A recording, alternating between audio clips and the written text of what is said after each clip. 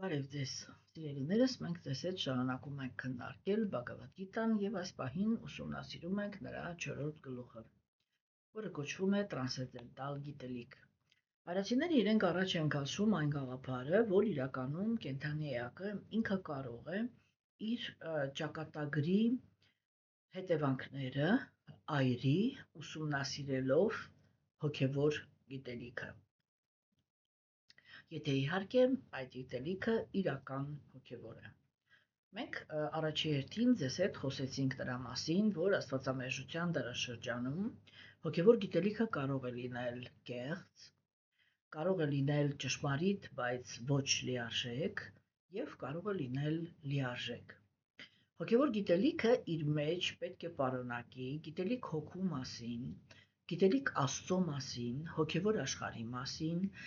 Աստծո եւ կենդանի էակների հարաբերությունների մասին, նյութական աշխարհի մասին, նրա արարման, պահպանման եւ ոչնչացման process-ների մասին,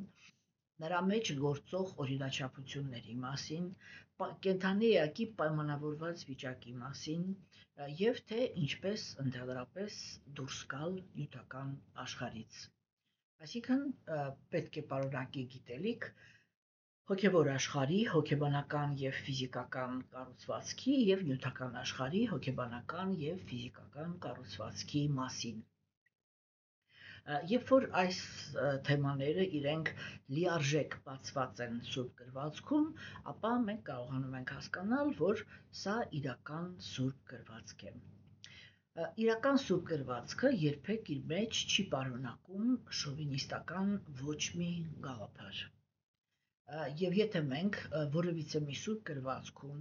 հանդիպում ենք այնպիսի գաղափարների, որտեղ դուրս է գալիս, որ Գերագույն Աստծո անձնավորությունը ինքը ինչ-որ մի կենդանի էակին թերագնահատում է, ինչ-որ մի կենդանի էակի հնարավորություն է տալիս, որպեսզի ինքը բռնություն գործի կամ նսեմացնի մի ուրիշ կենդանի էակի, պետք է կարողանանք հասկանալ, որ դա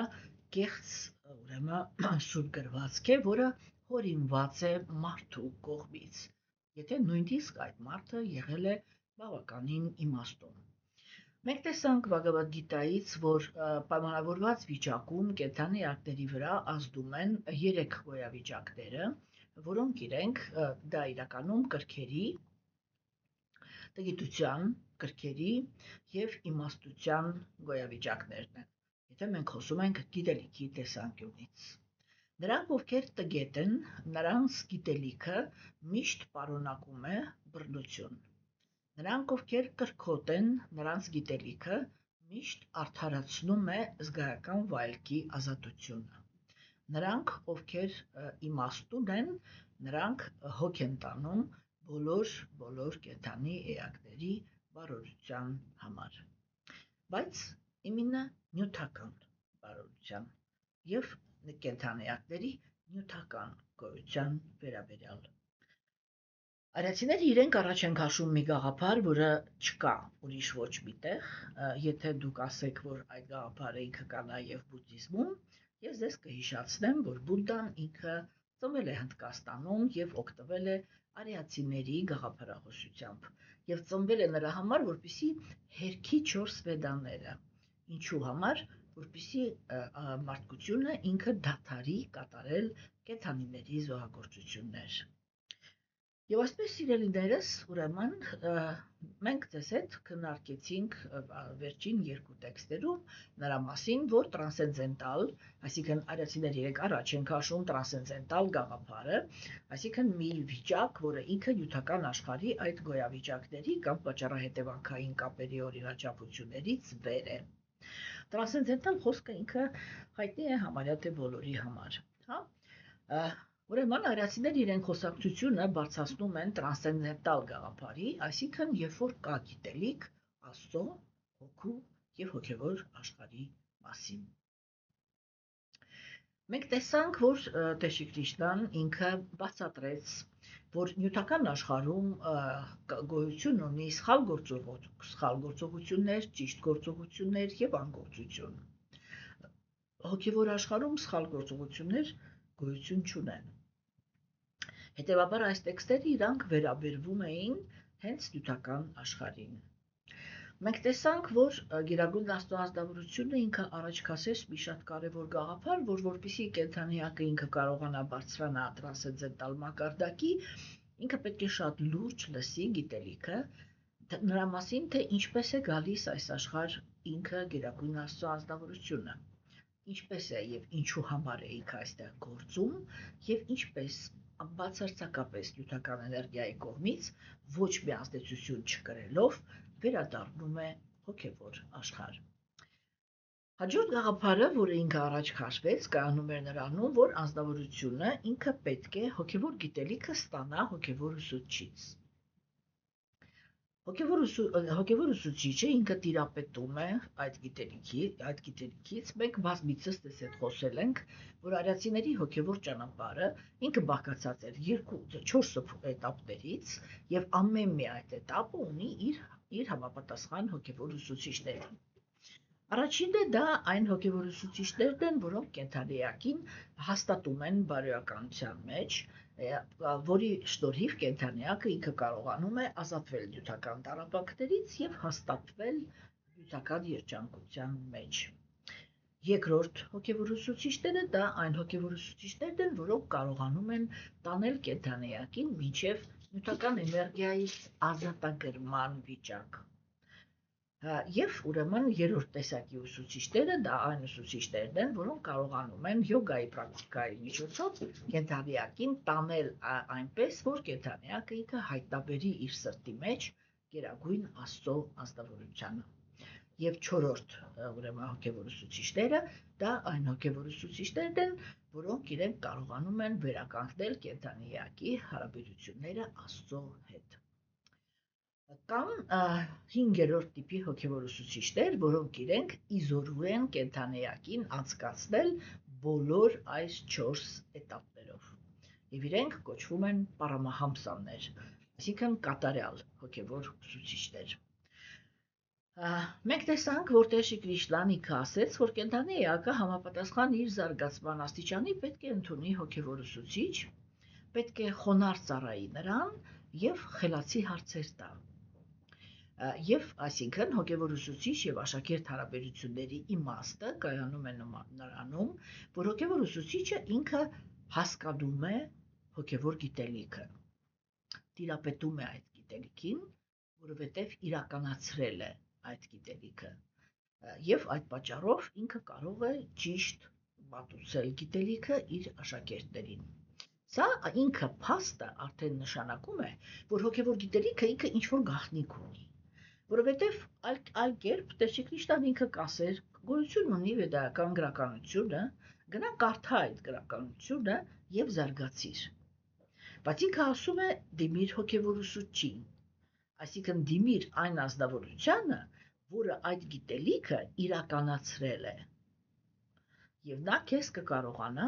ճիշտ տանի այդ գիտելիքի միջով, որպեսզի դու քայլ առ քայլ այդ գիտելիքը ճիշտ կիրառելով կարողանաս հասնես ճիշտ արդյունքների։ Եվ այստեղ ուրեմն, սիրելիներս, մենք կարողանում ենք հասկանալ, չէ, որ գերագույն Աստծո անձնավորությունը ինքը այդպիսի խնդիր առաջարկեց, որ այդ գիտելիքը կենդանիակը ինքը կարողանում է հասկանալ, եթե ծառայում է հոգևոր ուսուցչին։ Մենք այս հետ քննարկեցինք աստվածամեժության դարաշրջանում այս թեմայի բարդությունները։ Ինչու, որովհետև աստվածամեժության դարաշրջանում գոյություն ունեն իրական հոգևոր ուսուցիչներ եւ կեղծ հոգևոր ուսուցիչներ։ Կեղծ հոգևոր ուսուցիչները իրենք սովորաբար շատ բանիմաց են։ Ես չգիտեմ ճիշտ ասեցի, ռուսերեն դա էրուդիցիա, հա, այսինքն իրանք շատ լավ տիրապետում են հոգևոր գրվածքի ամբողջ ինֆորմացիային, բայց ընդամենը։ Եվ իրենք չունեն ոչ մի իրականացում։ Եվ իրանց հետ շփվելով, իրանց լսելով, մենք կարող ենք լսելու ընթացքում մեծ բավականություն ստանալ, որովհետև իրենք սովորաբար ունեն շատ պերճախոս լեզու, սիրում են այսպես գեղեցիկ պատմվածքներ պատմել, որոնք մարդիկ,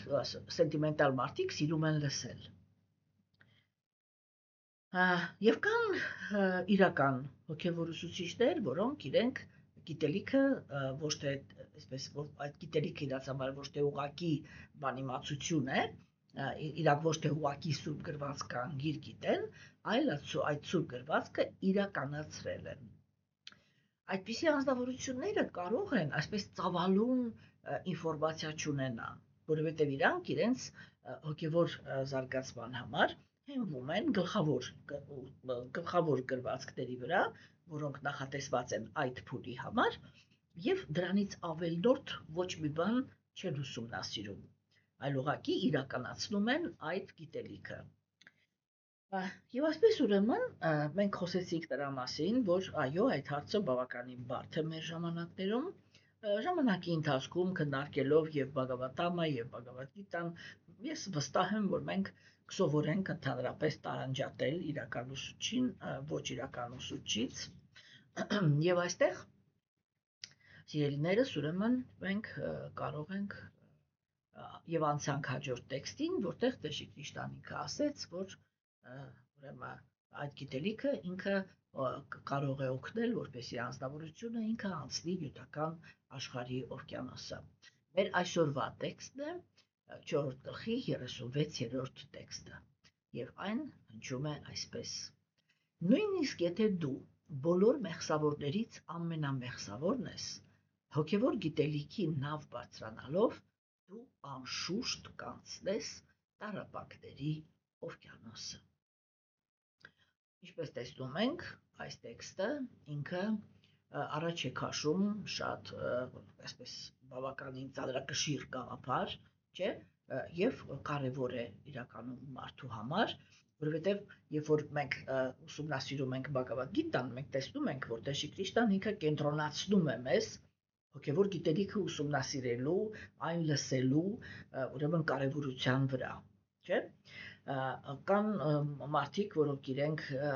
ավելի կարևոր են համարում ինչ-որ ուրիշ process-ներ, բայց այստեղ մենք տեսնում ենք, որ Գերագույն Աստծո անձնավորությունը ինքը առաջին հերթին, այսինքն սա առաջի քայլն է,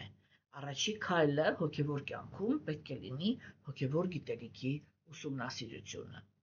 հա։ Եվ այդ պատճառով, որովհետև մենք տեսնում ենք, որ Գերագույն Աստծո անձնավորությունը մեծ նշանակություն է տալիս այդ գործընթացին, կարողանում ենք հասկանալ, որ սա ուրեմն շատ կարևոր տեքստեր են մեզ համար։ Ինչ գաղափար առաջ քաշեց այստեղ Տեր Շիկրիշտան։ Ինքը ասեց դրա մասին, որ նույնիսկ նա, ով շատ քանակությամբ մեղքեր է գործել, կարող է հաղթահարել այդ մեղքերի ազդեցությունը ուղղակի լսելով Գերագույն Աստծո անձնավորության մասին գիտելիքը։ Տեսեք, սա շատ տարբերվում է, չէ՞։ Շատ ու շատ կրոնական շարժումներում հայտարարված ամենակարևոր գործընթացը, որտեղ ամենաշատը մարդուց պահանջվում է, որպեսզի ինքը մշտական գտնվի այդ տրամադրությունների մեջ, որ մեղանչի իր մեղքերի համար։ Մենք կարող ենք տեսնել, որ շատ հաճախ մարդիկ իրենք մեղանչում են եւ իրանց գործած եւ չգործած մեղքերի համար։ Այսինքն իրանք պետք է պատասխան տան ոչ միայն նրա համար, ինչ որ իրանք են արել, այլ պիտի պատասխան տան նաեւ նրա համար, ինչ որ արել է Եվան։ Հասկանում եք։ Եվ ուրեմն մենք տեսնում ենք, որ արիացիների մոտեցումը այս հարցին ինքը շատ տարբերվում է։ Ինչ իմաստով է տարբերվում։ Արիացիները ասում են, տեսեք Բhagavad-ամը ինքը առաջ քաշեց մի շատ հետաքրքիր գաղափար, որը ինքը ահավոր թեթևացնում է հոգևոր կյանքը։ Ինքը ասեց, եթե դու առանց վիրավորանքի գեթ մի անգամ կրկնես Աստծո սուրբ անունը, ամբողջ քո նյութական գոյության ընթացքում, ինչքան որ մեղք դու գործել ես, այդ բոլոր մեղքերը քեզ կվերվեն։ Այսինքն մի անգամից տրվեց ինչ-որ մի հատ ահա որ հեշտ ձև, հա, այդ ամբողջ այդ զղջալու process-ին անմիջապես ուրեմն մեղքերի թողություն տալ եւ վերջ։ Հասկանում եք։ Հիմա բա ուրեմն ինչի վրա պիտի կենտրոնացած լինի հոգևոր մարդը։ Այարացիները իրանք դա են ասում։ Իրանք ասում են, որպեսզի դու դրանից հետո նորից մեղքեր չգործես, երբ որ քեզ արդեն քո մեղքերը ներվեցին, այլ որպեսզի դու հաջորդ քայլով նորից մեղքեր չգործես, ապա դու պետք է բանանես էլի, դու անպայման պետք է ուրեմն ուսումնասիրես հոգևոր գիտելիքը։ Այստեղ Բhagavad Gita-ում Տեր Կրիշնան ինքը ասեց, որ եթե նույնիսկ դու բոլոր մեղսավորներից ամենամեղսավորն ես, հա, դու ուրեմն կանցնես տառապանքների օվկիանոսը։ Նյութական աշխարհում նյութական մարմնի գոյությունը պահպանելու համար կենդանիակները իրենք մշտական պայքար են մղում գոյության։ Այդ գոյությունը ապահովելու համար իրանք ստիպված են լինում կատարել 4 տեսակի գործողություններ։ Այսինքն, մարդու համար, բոլոր կենդանիակների համար շատ կարևոր է հայթայթել սնունդ, չէ՞, ունենալ հնարավորություն հանգստանալու, ունենալ, կենդանիները բուն ունենան, չէ, կամ միտեղ, որտեղ իրանք իրենց ապահով են զգում, եւ ասենք ունենալ տեղ, որտեղ իրենք կարող են իրենց պաշտպանված զգալ, եւ ունենալ տեղ, որտեղ իրենք կարող են հանգիստ բազմանալ։ Իրականում գործունեության այս 4 տեսակները, չէ, այրացիները իրենք կոչում են կենդանական վնաստ։ Մենք ձեզ հետ արդեն խոսել ենք նրա մասին, որ մարդը ինքը համարվում է ընտրության մարմին, ինչի եւ ինչի մեջ է կատարվում այդ ընտրությունը։ Ուրեմն խոսքը գնում է նրա մասին, որ կենդանիակը ինքը ունի այս 4 ուրեմն պահանջները, առանց որը ապահովելու ինքը ուղղակի չի կարող գոյություն ունենալ այս աշխարհում, չէ՞, եւ մարդը ինքը իր մեջ բարոյրակում է նաեւ բարձր մակարդակի զգացմունքայնություն, հա, եւ ունի զարգացած բանականություն, այսինքն գնահատելու ունակություն։ Այս գնահատելու ունակությունը մենք պետք է հասկանանք, թե նա մեզ ինչու համար է տված։ Այրացիները իրենք ասում են, որ այդ հատկությունը կամ բարձր կարգի զգացմունքայնությունը մարդուն տրված է նրա համար, որպեսզի ինքը, ապերախ դա իրան տարբերում է կենդանիներից, առաջինը, բայց ինչու համար է տված։ Եվ արիացիները իրանք պնդում են, որ դա տրված է, որպեսզի մարդը ինքը կարողանա իր այս նյութական մարմնի մեջ գտնվելով հաղթահարի այդ կենդանական վնասները, հա, եւ պայմանականորեն ասած ապրի մարդավայել, հա, մարդավայելը դա որն է,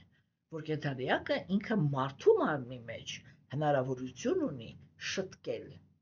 իր հարաբերությունները, իր վերաբերմունքը ուրիշ կենդանիակների հանդեպ։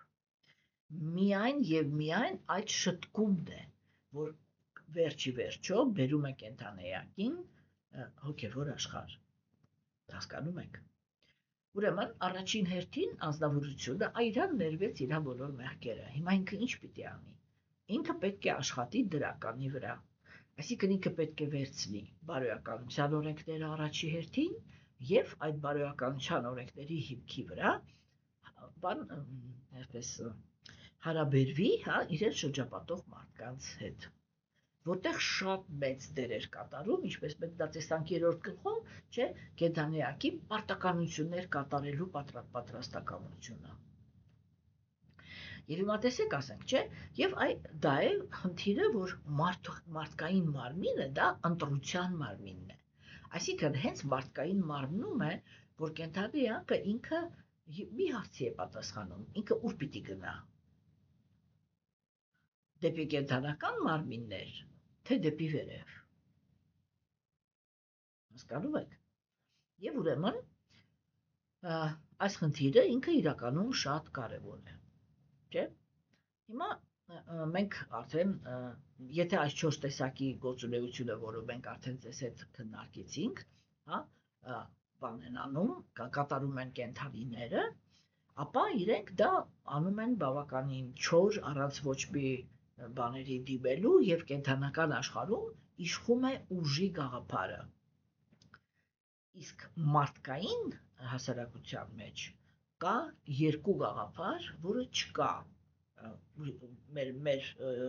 երկրի վրա այլևս ոչ մի կյանքի ձևի մեջ։ Դա արդարության գաղափարն է եւ բարիության գաղափարը։ Հասկանում եք։ Հիմա, եթե մարդիկ իրանք հենված են լինում իրենց գոյությունը պահպանելու համար այս նույն 4 բնազդների վրա եւ ուրիշ ոչինչ, դա նշանակում է, որ հաղթում է նա, ով ուժեղ է եւ մարդիկ իրենք հարաբերվում են այդ թեզի հիմքի վրա, հա, դա նշանակում է, որ մարդը ինքը ուղղակի այդ ճանապարհն է բռնել դեգրադացիայի, այսինքն դեպի կենդանական աշխարհ, չէ՞։ Այ հիմա հենց այս պահին, երբ որ փորձ է կատարվում արհամարել դեմոկրատիան եւ նորից վերադառնալ դեպի այդ բռնատիրական հասարակությունների, չէ, դա հենց այդ անկման մասին է խոսում, որովհետև խոսակցությունը նորից գնաց այն դաշտ, որ իշխում է նա, ով ուժեղ է։ Հասկանում եք, այսինքն արդարության թեման ինքը ընդհանրապես վերացավ այս աշխարհից։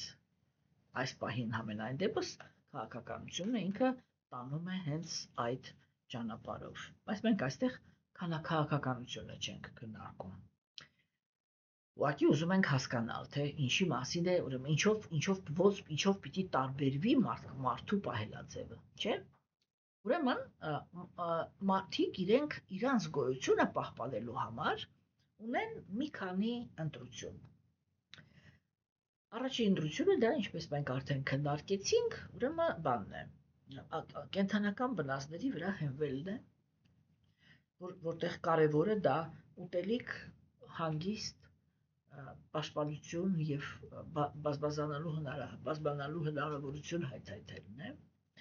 Ինչպես մենք ասեցինք, այդտեղ գլխավոր գործոնը ինքը ուժն է։ Երկրորդ ընտրությունը, որը ունի մարդը, դա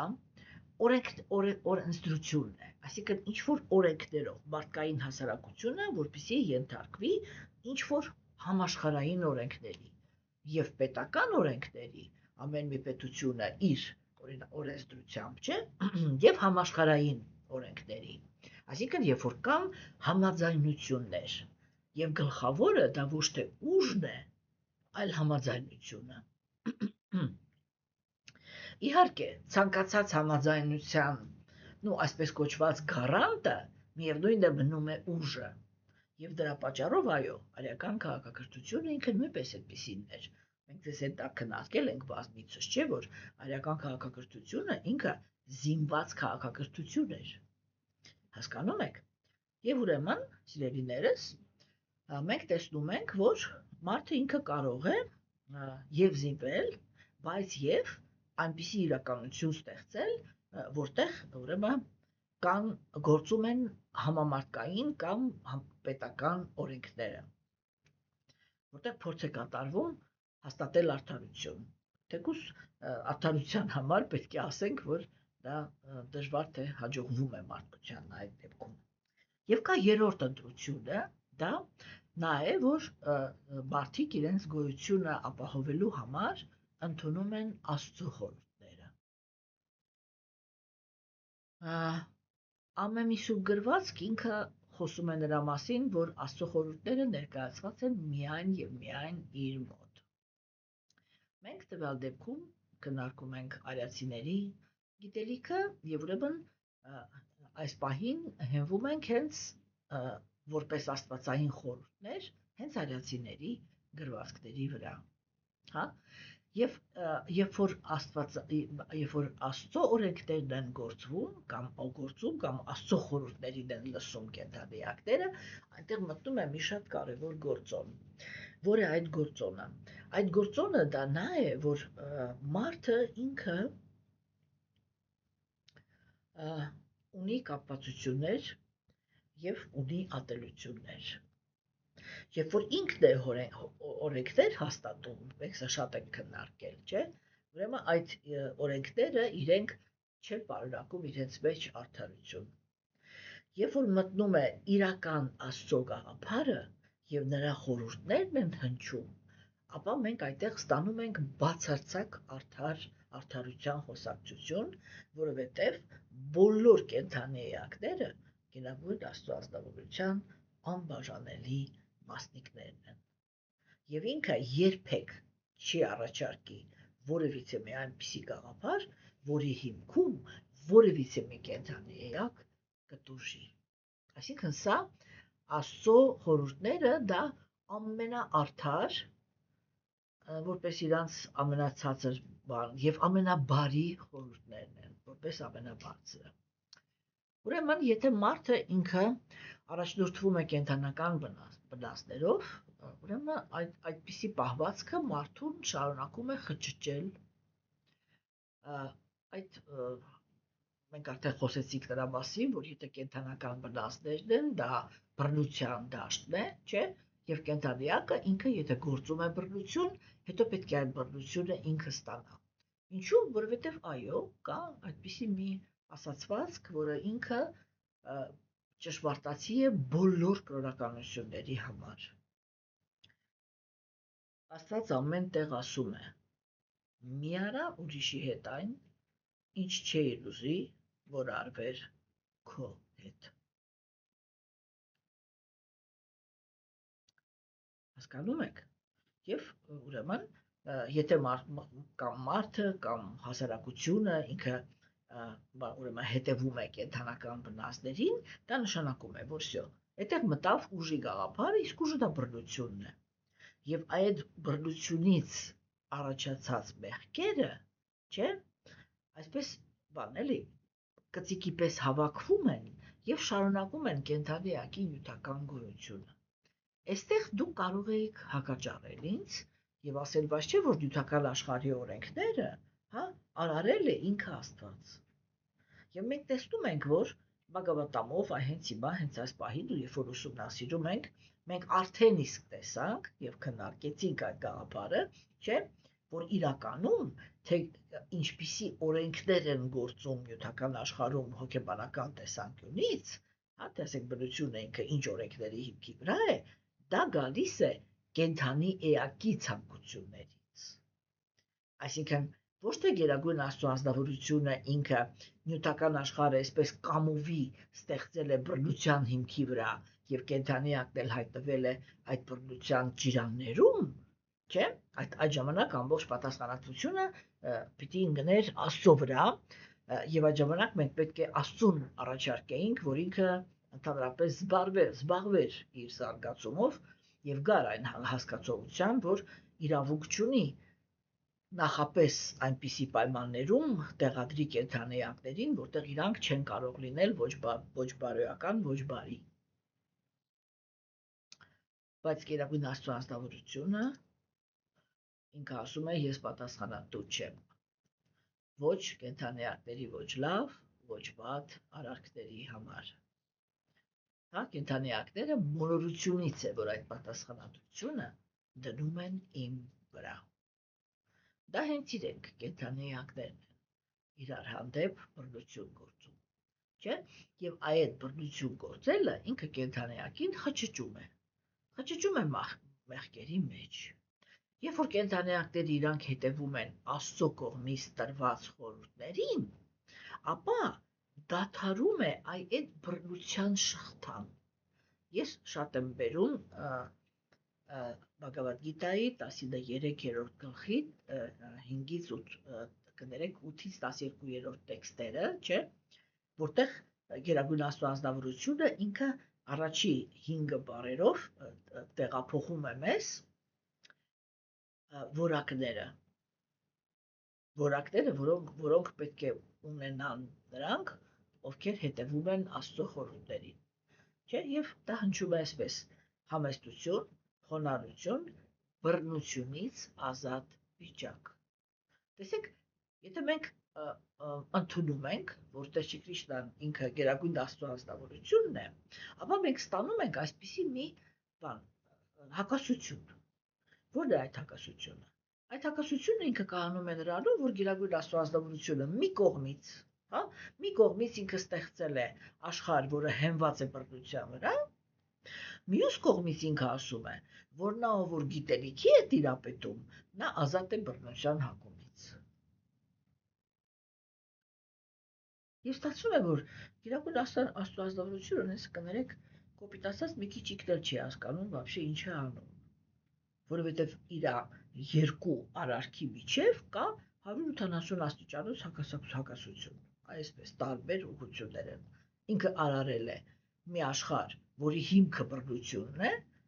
որտեղ մի կենդանիակը ինքը հանդիսանում է կերակուր մի ուրիշ կենդանիակի հանդեպ եւ դա բռնության ամենադաժան տեսակն է, չէ՞։ Եվ մյուս կողմից կենդանիակից պահանջվում է բարություն։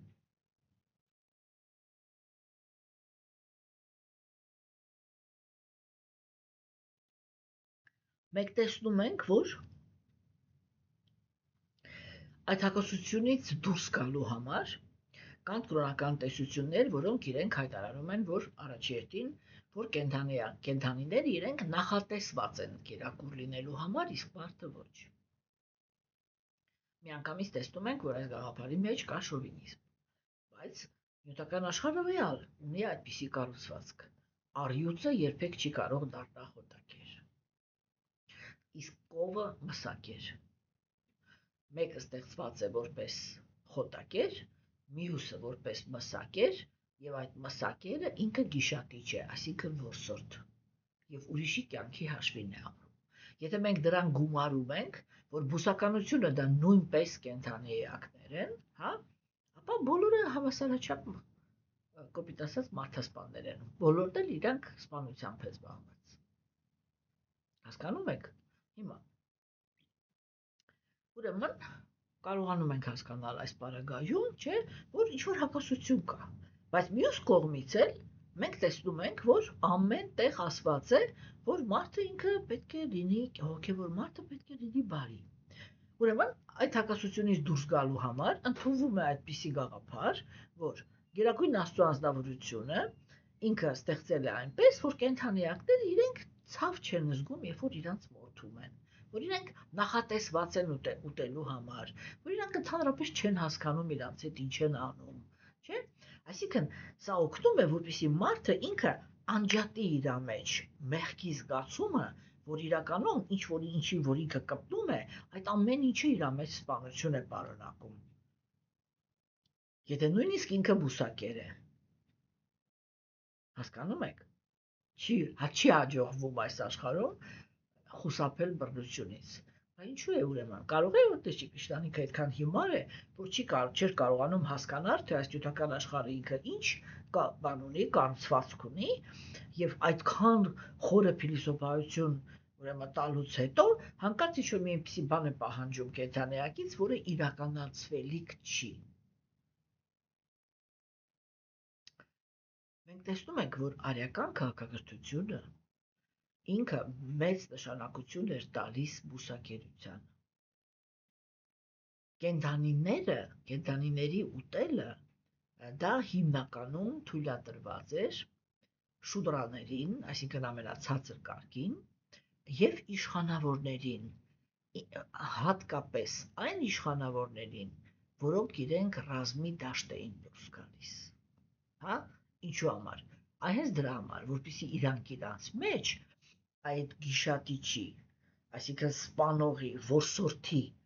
բանը բնազդը պահպանեն, որպեսզի կարողանան պաշտպանել կրոնական պետությունը, եթե ոչ կրոնական պետությունների ներկայացուցիչները պատերազմով գալիս էին այդ պետության շեմը կանգնում, չէ՞, որովհետև նյութական աշխարհը ինքը երկակիության աշխարհ է,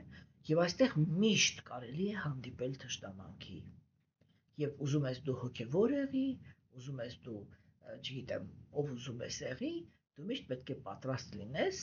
որ կարող ես հարձակման ենթարկվել։ Հիմա, սիրելիներս, ուրեմն այս իմաստով, չէ, մենք կարողանում ենք հասկանալ, որ բաները չի հաջողվում լինել այդպիսինը։ Եվ արիացիները իրենք այդ թույլ էին տալիս բանվոր դասակարգին, շուդրաներին եւ իշխանավորներին։ Հազվագյուտ դեպքում մսեղենին են ընդհանրապես մոտենում, բրահմանները, որոնք իրենք իրականում ոչ էլ բան էին, էլի, կովին ընդհանրապես չէին գտնում, ցուլին ավելի ճիշտ, որտեղ զոհաբերվում էր միայն ցուլը, կովին երբեք ոչ մեկ ձեռք չէր տալիս, իրան ընդունում էին որպես մայր։ Հասկանում եք սերիներ, չէ՞։ Եվ ուրեմն մենք կարողանում ենք տեսնել, որ բայց մյուս կողմից այդ բարիությունը, այսինքն բռնությունից ազատ վիճակը կենդանեակից պահանջվում է։ Ընդ որում բռնությունը ինքը իրանով կարող է լինել երկու մակարդակի՝ կոպիտ մարմնի մակարդակի վրա եւ նուրբ մարմնի մակարդակի վրա։ Կոպիտ մարմնի մակարդակի վրա բռնությունը դա սպանությունն է եւ տանջանքները, այսինքն ծեծը, ջարդը, չգիտեմ, այդ ամենը ինչ որ վերաբերվում է, որ տառապանք է պատճառվում կոպիտ մարմնին։ Նուրբ մարմնի տառապանքն է կենդանեակի ցանկությունների վրա բռնանալը։ Այսինքն թույլ չտալ, որպեսզի կենդանեակը ինքը կարողանա իրականացնի իր ցանկությունները, հատկապես եթե այդ ցանկությունները առաքինի են։ Չէ՞։ Ուրեմն մարդը ինքը, ինչպես տեսնում ենք, ընտրություն ունի եւ ուրեմն ինքը կարող է ինչքան հնարավոր է այս նյութական աշխարհում, այո, պետք է ձգտի բռնությունից ազատ վիճակի, չէ՞։ Հիմա ջերիներս եւ երբ որ ինքը այդ բռնության հանդեպ հակումից հրաժարվում է, չէ՞, ինքը ինչ է անում, ինքը չի անում ուրիշների հետ այն ինչ որ չէր ուզի որ արվեր իր հետ, այսինքն ինքը դադարում է բռնություն կատարել եւ դրանով արժանանում է նրան, որ իր հանդեպ էլ բռնություն կատարելը դա սխալ է եւ Գերագույն Աստծո ազնվորությունը ինքը միշտ փորձ է, ոչ թե միշտ, այլ գիտեք ոնց էլի, այստեղ մենք խոսացել ենք դրա մասին, որ այդ մի հատ բայցն է մտնում, դա մշտական այն խոսակցությունն է, որ մենք հիմա ապրում ենք աստվածամերժության դարաշրջանում, որտեղ ինքը դարաշրջանին թույլ է տրված, որպեսզի ամեն ինչը լինի գլխի վայր, հա, որտեղ սա տգիտության, աստվածամերժությունը դա տգիտության ամենամեծ ազդեցությունն է։ Եվ սա նշանակում է, որ գլխավոր գոյավիճակը, որը գործում է մեր դարաշրջանում, դա տգիտությունն է։ Հասկանում եք, չէ՞։ Դա տգիտությունն է եւ տգիտությունից եկած բռնությունը։ Եվ այո, աստվածամերժության դարաշրջանում ամեն ինչը հակառակ է։ Ուրեմն մեղավոր ազնվորությունները իրենք, ինչպես Պարուհի Սևակներ ասում, շալակն են ելած աշխարհի, իսկ բան այսպես համեմատաբար առաքինի ազնվորությունները իրենք աշխարհն են շալակած տանում, հա, եւ սրբերին բան են անում, խոշտանգումների են ենթարկում, իսկ սրիկաներին իշխանություն տալիս։ Սա է իրականությունը, իրականում, չէ։ Հիմա դա մի թեթև ու այլ կերպ է, որովհետև 500 տարի առաջ ողորմածության դարաշրջան է հայտարարված եւ մի թեթև այդ ստանդարտ աստվածամերժության դարաշրջանի մթնոլորտը ինքը մի թեթև փոխված է։ Հիմա սիրելիներս, չէ։ Ուրեմն այստեղ հիմա մենք կարողանում ենք հասկանալ, չէ, որ այստեղ ասվեց, որ եթե դու նույնիսկ ամենամեղսավոր անձնավորությունն ես, ամենամեղսավոր անձնավորությունը դա նշանակում է, որ դու ինչ-որ ահռելի բռնության հանդեպ հակումներ ունես, չէ, եւ ուղղակի անբարոյական մարդ ես։ Ընդ որում, երբ որ մենք ասում ենք անբարոյական, դա միայն այդ սեռական հարաբերությունների բարոյական կամ անբարոյականությունը չի, դա բոլոր 5 հարաբերությունների մեջ անբարոյականությունն է։ Հասկանում եք, երբ որ մենք կարող ենք դիմացիների հանդեպ լինել հիմա անարդար, դաժան, խորամանկ, հա, եւ երկերեսան։ Մեր ցանկությունները իրականացնելու համար։ Այսա նշանակում է լինել անբարոյական։ Բարոյական նշանակում է բոլոր 5 հարաբերությունների, այսինքն ծանոթները, ընկերները, գործընկերները, բարեկամները եւ սիրային ընտանեկան հարաբերությունները։ Կին ամուսին կամ տղամարդ կին, հա, Տեսեք, ասենք էլի, այս տեսանկյունից, չէ, բան է, պետք է հասկանանք, որ բարոյական մարդը ինքը մնացած բոլորի հետ շփվում է արդարության, բարիության, ուրեմն այսպես պարզության, доброжелательность, բարյացակամության հիմքի վրա։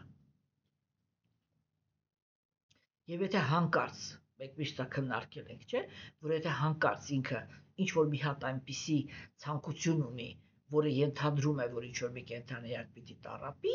առաքինի անձնավորությունը ինքը անմիջապես վերանայում է իր ցանկությունը։ Այլ ոչ թե իսկ ասենք արատավոր անձնավորությունը ինքը մտածում է, թե ինչպես իր ճանապարհից հեռացնի նրանց, ովքեր որ խանգարում են, որ ինքը իր ցանկությունը իրականացնի, չէ՞։ Ուրեմն ընդհանուր օրենքը ինքը այնպիսին է, որ եթե մարդը ինքը մեղավոր կյանքով է ապրում, չէ՞, ապա որպեսզի ինքը այդ իր մեղավոր բնությունից ազատվի, ինքը պետք է սկսի բարոյականության ճանապարհը։ Սա ընդհանուր, եթե մենք խոսում ենք արիացիների կրոնականության մասին, ապա այդ ընդհանուր, հա, կարմա յոգա, մենք արդեն անցանք, չէ, հիմա գյանա յոգան ենք ուսումնասիրում, հետո կլինի ուրեմն բանը, դհյանա յոգան եւ բակցին, չէ։ Այսինքն բարոյականության դաշտը ազատագրման, գերհոգին իրականացնելու, Աստծո հետ հարաբերությունները սիրո հիմքի վրա, չէ։ Այդ ամբողջ գործընթացի ընթացքում, չէ, մարդը ինքը ավելացնում է իր հոգու մաքրությունը։ Ինքը ավելացնում է իր հոգու մաքրությունը, հիմա առաջի этаպում կատարելով զոհագործություններ եւ ճգնություններ, երկրորդ этаպում ավելացնելով իր իմաստությունը եւ ճգնություններ կատարելով, երրորդ этаպում դա ընդհանրապես ոտքից գլուխ ճգնություն է, որովհետեւ յոգերը իրանք մեդիտացիայի մեջ մտնում էին դարերով, հասկանում եք, սա մի ժամվա, 2 ժամվա մեդիտացիաների մասին չէր խոսքը, սա մի ահռելի մեծ ժամանակաշրջանի մեջ ուրեմն մեդիտացիաների մասին էր խոսքը, եւ ուրեմն հասկանում եք, չէ, ուրեմն այդ ամեն ինչը ինքը process էր, որտեղ ազնվորությունը ինքը քայլ առ քայլ ավելացնում էր իր անմեղությունը։ Հիմա այստեղ Տեր Քրիստոսն ինքը ասեց, եթե դու նույնիսկ ամենամեղավորն ես, սա աստվածամեժության դարաշրջանում շատ կարևոր բառ է, որտեղ աստվածամեժության դարաշրջանում անմեղներին գտնել շատ դժվար է, հասկանում եք։ Այստեղ կա ուղղակի կա ինչ-որ մի տեսակ մարդիկ, որոնք իրանք կարեկցանք են առաջացնում, հա, դրանք ովքեր են, տեսեք, ուրեմն, եթե անձնավորությունը ինքը ծնվել է աստվածամեժության դարաշրջանում, դա արդեն նշանակում է, որ դա մի հոգի է, որը ինքը ամեն տեսակի բարոյականությունը, իրական բարոյականությունը ժխտել է։ Եվ իր ամենակարևոր հիմքը դա ազատության ձգտումն է, այս գայարանները բավարարելու ազատություն ունենալու ձգտումն է։ Եվ իր համար իրական հոգևոր դաշտը նա նեղ կոշիկ է, որից ինքը միշտ ձգտում է, որ պրծնի։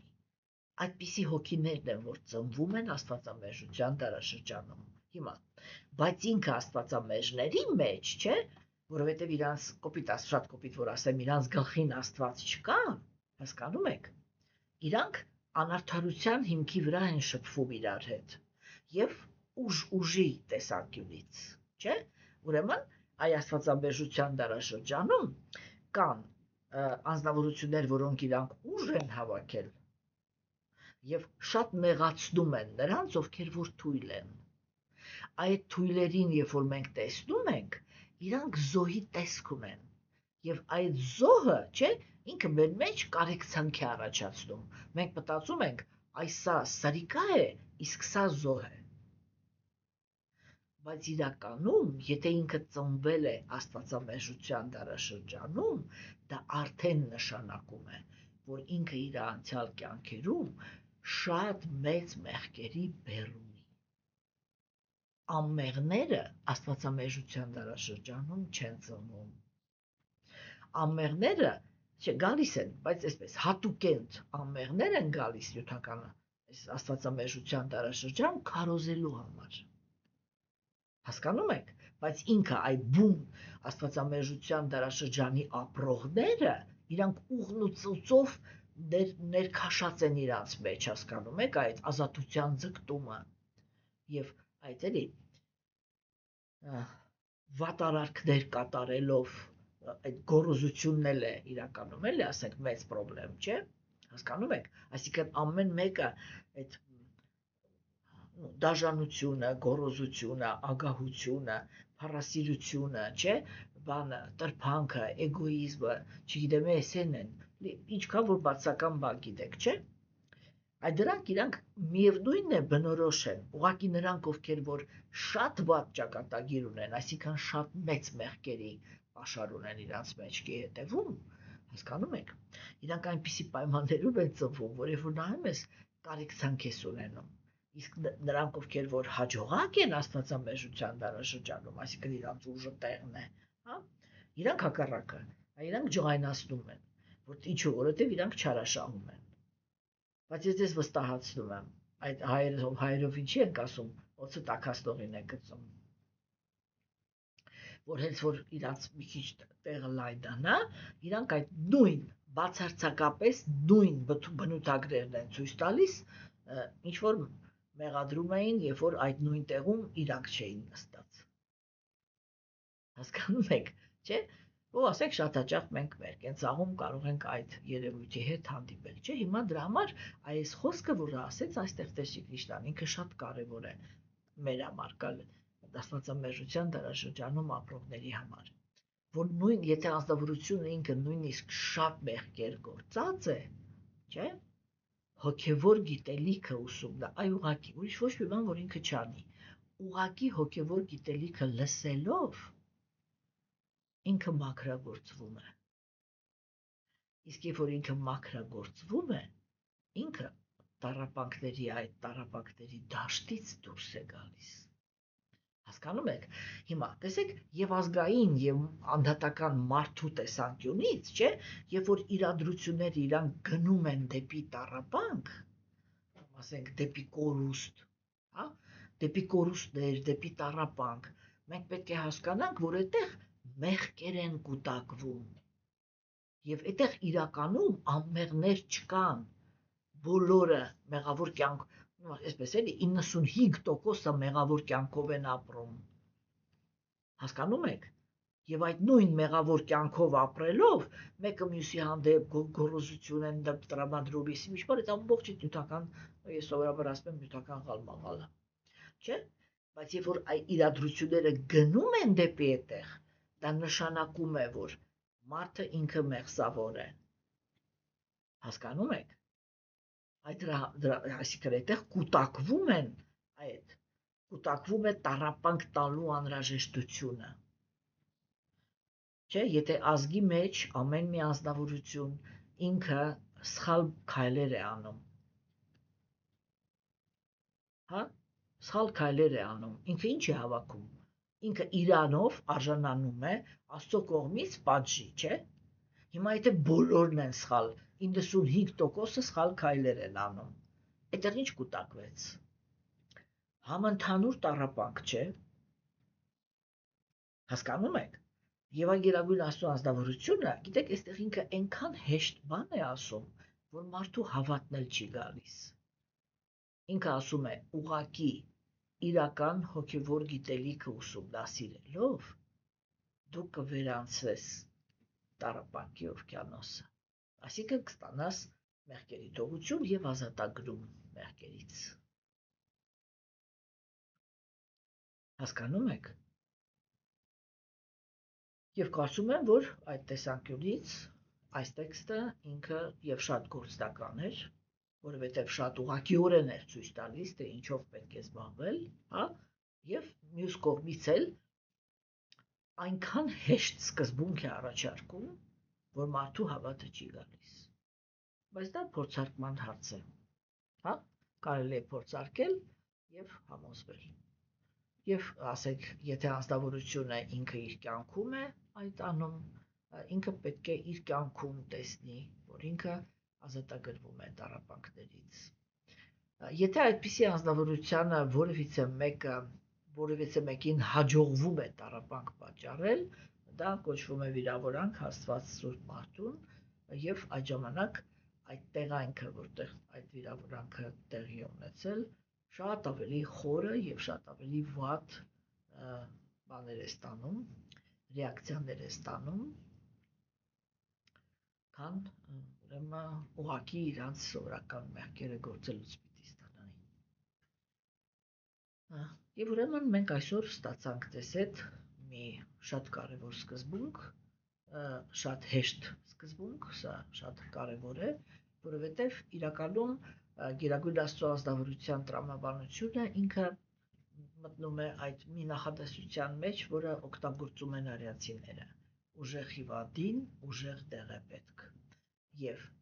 հյուծված հիվանդին այնպիսի դեղ է պետք, որը ինքը իրենից ոչ մի ճիքեր չի պահանջում։ Եվ ուղղակի Աստծո մասին լսելը կամ նրա գիտելիքի կամ նրա մասին գիտելիքը կարդալը, հպվելը այդ ամեն ինչի հետ, եթե դա իրոք ռեալ կարող է ազատագրել կենդանիակներին իրենց ուրեմն տառապանքներից, ապա եթե դա ճիշտ է, մենք կարող ենք ասել, որ դա հրաշք է։ Եվ կարելի է փորձարկել։ Չէ՞ որ ինչ-որ մի բան կարդալը, եթե ասեք նույնիսկ ոչ մի արդյունք չստանանք, ապա գոնե մտածելակերպը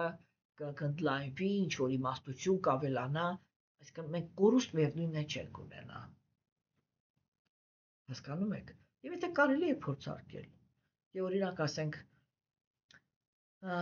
մարդկային մեղքերի եւ այլանդակությունների մասին սերիալներ նայելու փոխարեն կարելի է մի որոշ ժամանակ տրամադրել եւ կարդալ աստվածային թեմաները եւ տեսնել, թե անձամբ քո կյանքում ինչ կփոխվի։ Իսկ հետո եթե այդպիսի մարդիկ շատանում են, տեսնել, թե ինչպես կփոխվի երկրի իրավիճակը կամ չի փոխվի։ Բայց կորուստ միևնույնն է չենք ունենալու, որովհետև այդ գիտելիքը ինքը մեզ անպայման տանելու է դեպի մաքրություն։ Իսկ մաքրությունը երբեք չի կարող լինել կորուստ, որովհետև դա հոգու մաքրագործման գործընթացն է, եւ դա այն գործընթացն է, որի միջոցով հոգին ինքը առաջ է գնում։